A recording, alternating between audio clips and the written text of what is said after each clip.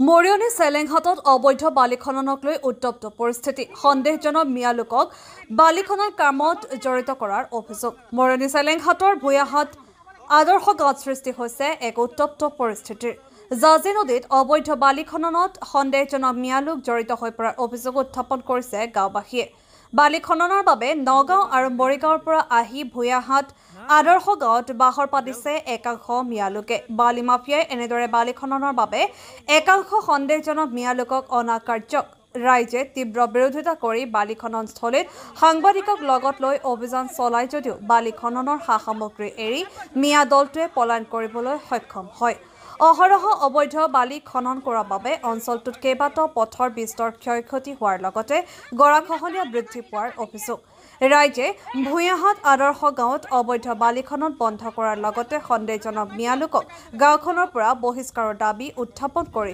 চৰকাৰ প্ৰশাসনক ব্যৱস্থা গ্ৰহণৰ দাবী উত্থাপন কৰিছে মৰিয়নিৰ পৰা সূৰ্য দাসৰ ৰিপৰ্ট এনি এক্সপ্ৰেছ হৈছে আমাৰ জাৰিনৈ মানে যোৰহাট জিলাৰ শেষ সীমান্তত থকা এখন গাঁও আৰু নৈখনৰ থিতাতে মানে গাঁওখন আৰু ৰাস্তা পদূলিটো আজি অলপ দিনত চৰকাৰে বনাই দিছিলে ৰাস্তাটো এতিয়া মূল কথা হ'ল এই ইয়াত বালি মাফিয়াই মানে অন্যান্য মানে মেচিন চলাই বালি সৰবৰাহ কৰি ৰাস্তাটো অনিষ্ট কৰিছে আৰু নৈ গৰাখহনীয়া দেখা গৈছে আৰু সমস্যা মানে ৰাস্তাটোৱে সমস্যা আমাৰ বেছি ৰাস্তাটো আৰু পানীৰ সমস্যা আজি এইটো যুগত মানুহ নৱগ্ৰহলৈ গৈছে কিন্তু আমাৰ এই গাঁও অঞ্চলৰ মানুহে জাজি নৈ গেলা পানী খাই জীৱন যাপন কৰিবলগীয়া হৈছে আৰু সেই আদৰ্শ গাঁও স্বীকৃতিপ্ৰাপ্ত আদৰ্শ গাঁও হৈছিলে কিন্তু এই নৈত দুটা তিনিটা ডেড বডিও নৈত উঠি গৈছে গেলা গৰু ম'হ অত্যন্ত উঠি যায় আৰু সেই পানীকে মানুহে শোষণ কৰি বসবাস কৰি আছে আজি পৰ্যন্ত কোনো খোৱা পানী ইয়াত ব্যৱস্থা হোৱা নাই তেখেতলোকক আমি যোগাযোগ কৰি থকা হৈছে কোনো তেখেতলোকে ইয়াত ব্যৱস্থা লোৱা নাই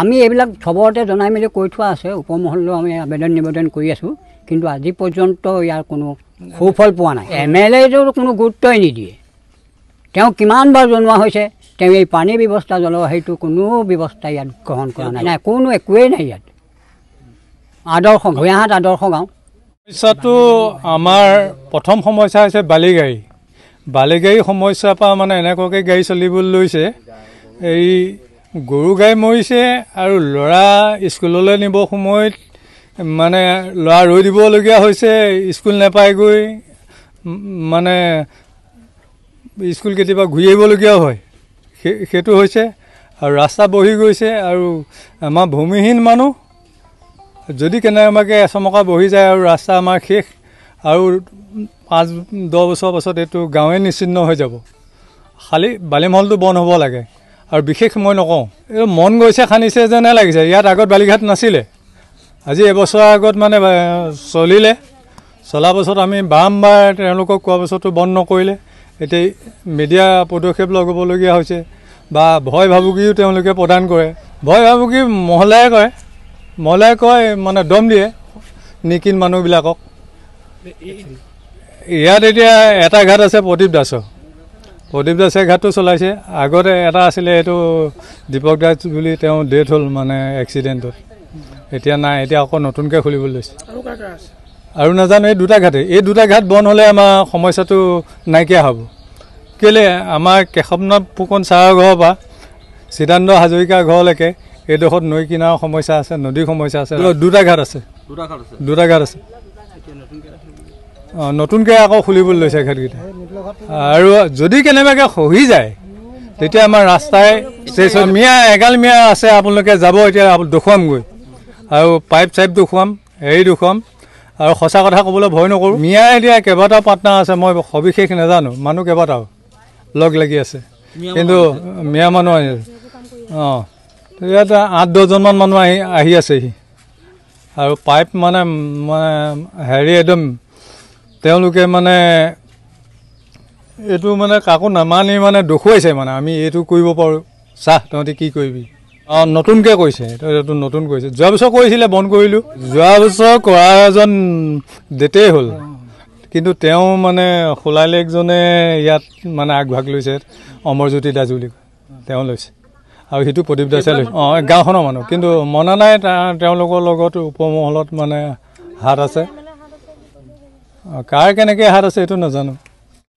আমাৰ 1 নম্বৰ কথা হৈছে গৰা খহনীয়া, মেচিন লগাই বালি তোলা, আৰু তাৰ দ্বিতীয়ত হৈছে আমাৰ খোৱা পানীৰ অসুবিধা।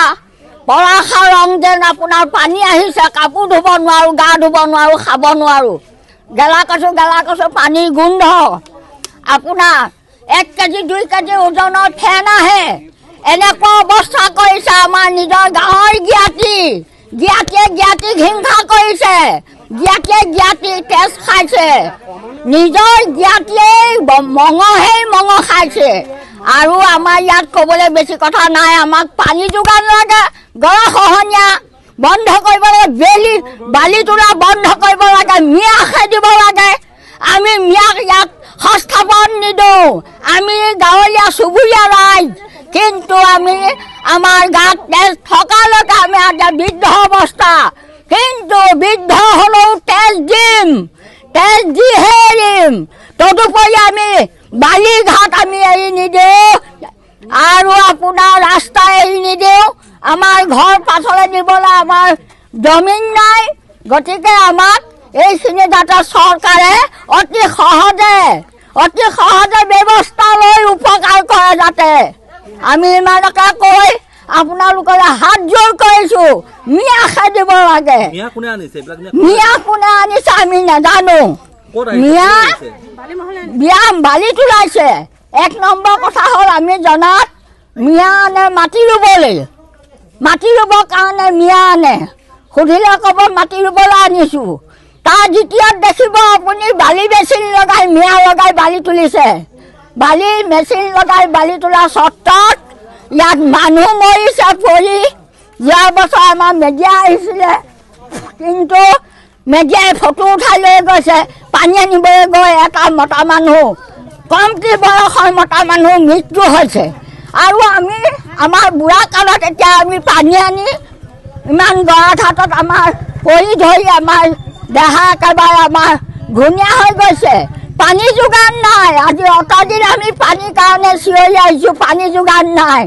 আমাৰ ভূঞাহাট গাঁও চৰকাৰে নাম দিছে আদৰ্শ ভূঞাহাটত আজি পানী যোগান নাই।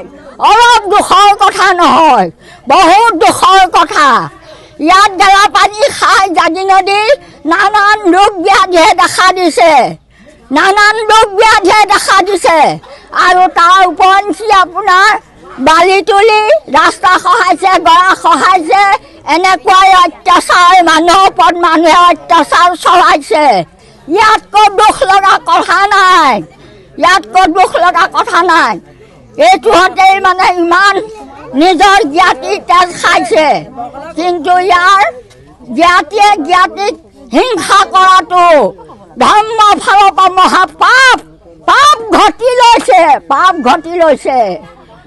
জ্ঞাতিক উদ্ধাৰ কৰিব লাগে, কিন্তু জ্ঞাতিক আপোনাৰ গৰাত পেলাইছে।